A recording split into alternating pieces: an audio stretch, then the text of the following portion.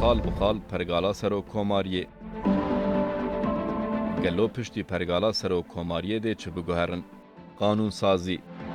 Hejmara parlamenteran dê ji 505 bibe 60.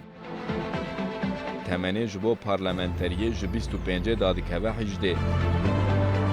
Hilbijartinên parlamenteriyê 5 salan carekê dê bên kirin. Hilbijartina Serokkomar jî heman rojê dê bê kirin.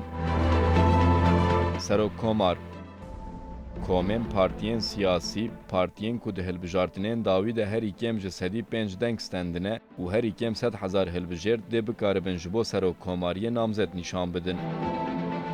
Serokkomar di mijarên rayeya bi rêvebirinê de wê bikaribe biryarnameyan derxe. Hekelûwelêt seferberî, serhildan an jî hereketeke mezin ku li dijî hebûna komar û niştimanê hebe, Serokkomar dê bikaribe rewşa awarte îlan bike. Serokkomar dê bikaribe yek an jî zêdetir alîkarên Serokkomar tayin bike. Meclîs dê bikaribe xebatên Serokkomar kontrol bike. Li gor makezagonan niha, hekepiraniya Meclîsê derheqê Serokkomarê ku li ber Meclîsê tu berpirsyarên wî tuneye pêşniyarnameyekê bide, wê demê dê derheqê wî de lêpirsîn dest pê bike.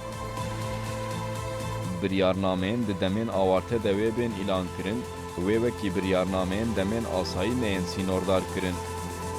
Serokkomar dê pêşniyara qanûnê ya bütçeyê pêşkêşî Meclîsê bike. Hilbijartina Meclîsê û Serokkomar dê sisiyê çiraya pêşîn a 2019 bê kirin.